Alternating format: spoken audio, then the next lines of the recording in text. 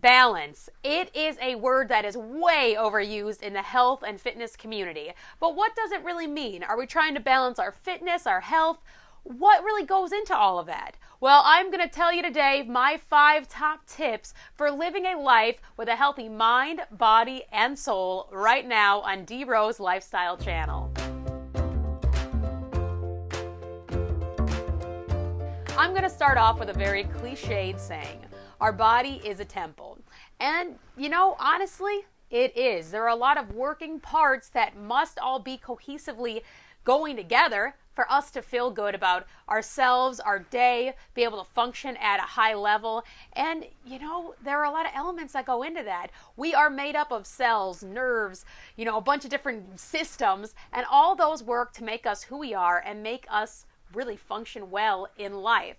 But what can we do to help ourselves? Well, we can try to find balance between our mind, body, and soul. So that brings me to my first tip, which is all 3 of those must be working together. Now, to truly understand, you need to know what the mind, body, and soul is. Body, of course, is our nutrition and our exercise regimens. So if you're exercising a few times a week, trying to eat pretty well, you're probably going to have that balance going really good. And that's really one of the first pillars that builds onto everything else. If your nutrition is good and you're exercising frequently, you're going to have a better mind because your mind's going to be more clear, you're going to be more focused, and you're just going to feel better overall. And your mind's very important. To do anything in a day, it takes thinking, it takes effort, it takes planning. And what does all that? It's your brain. It's a thing coming up with all these things. So that's why that is very important. And when your health and diet are good and then your mind is good, usually, in most cases, that's going to help your soul. So for me, soul is your emotions, also your spirituality, your relaxation time, meditation, whatever you're doing. It needs to make you feel good. I personally pray. I'm a big believer in God. That makes me feel good during the day. If I get a good prayer in or if I read the Bible, I feel good. But everyone has their own little escape for what their soul element is. All 3 of those have to be working together well if you really are going to be at your optimal health and, living the best life you can. So that brings us on to our second tip. Find a physical activity that you like to do. Personally, I've said this in a lot of other videos, I'm a runner. I like to go on long distance runs where I'm by myself.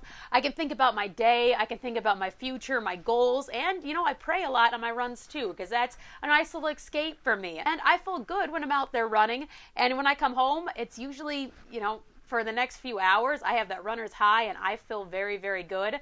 Days when I run, I feel like my nutrition's more on point just because I'm thinking more about it. So there's a lot of ups when you find that exercise that you like. My husband, not necessarily a runner. He played basketball for years and years and years and loved doing that. Many people I know love long walks. Those are very good for mental clarity, cardiovascular health, and also they just make you feel good. I went on a lot of walks growing up. I don't do it as much now because I don't have time, but I love long walks and they definitely are a way to make your day just get a little bit of a boost and make your mind just so much clearer.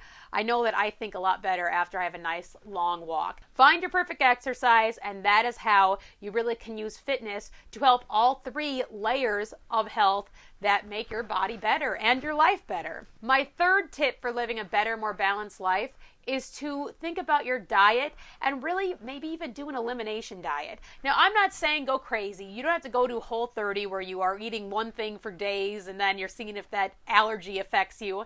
You can do what I did. I personally have food allergies. As I got older, I developed a lot more than I had when I was a kid.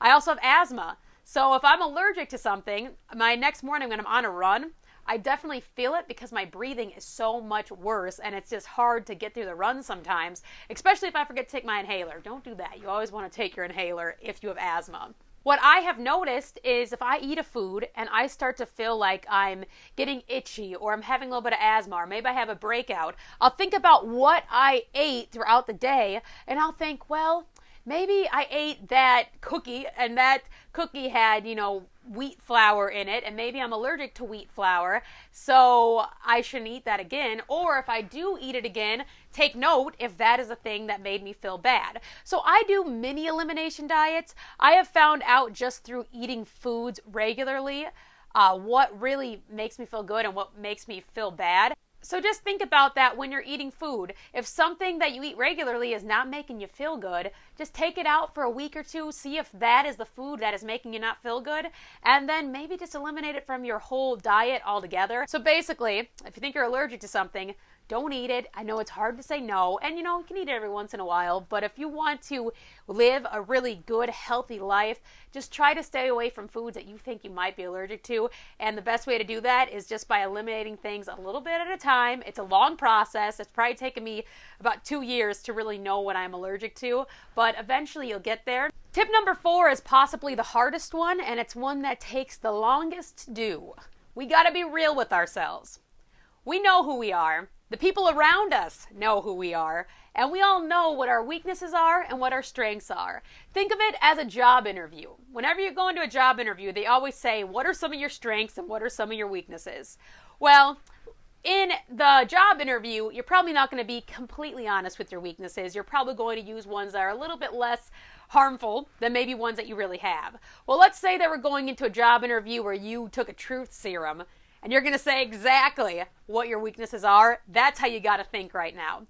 What are your weaknesses? I'll be real with you right now. One of my biggest weaknesses is sugar. Now, I know a lot of people say that, but honestly, I think it is something a lot of people have problems with.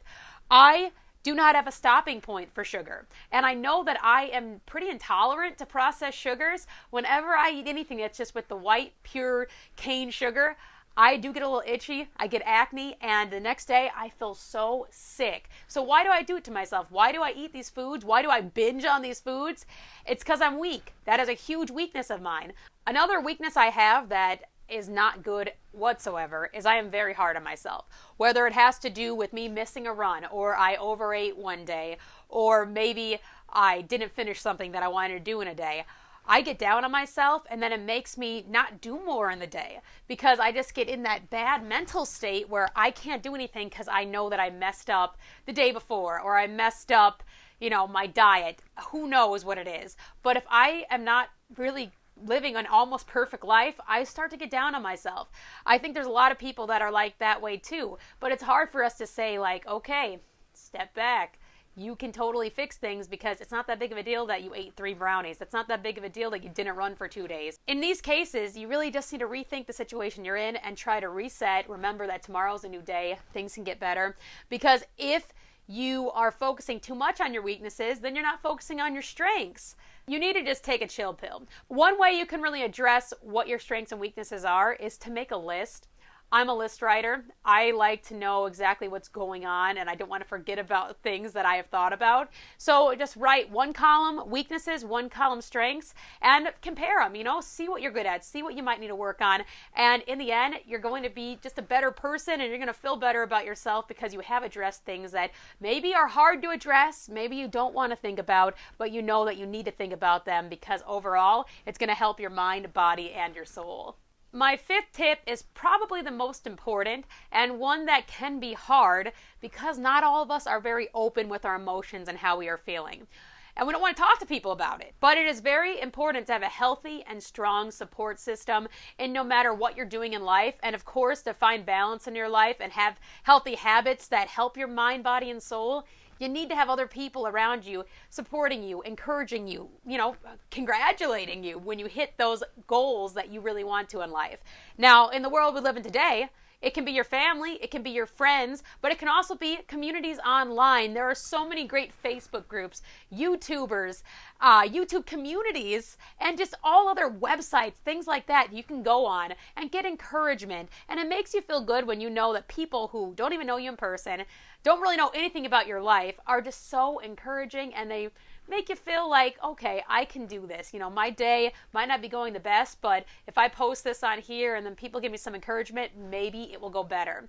I personally don't do that as much. I like to tell my husband about things, my mom, my sister, all my brothers. I let them know what's going on in my life because I want them to know, and I think it helps me get more things off my chest. My emotions are better, my soul is better, and I almost feel like if I have a bad day, my soul is healed when I either pray to God about it or maybe I'm talking to my husband about it. And also, it helps your mind. It helps your mind get more clear. It helps you think through situations. I am such a talker. I can talk forever, as you can tell. And I just like talking through things. It makes me feel so much better about what is going on. Well, I hope you liked my video on how to live a better life for your mind, body, and soul.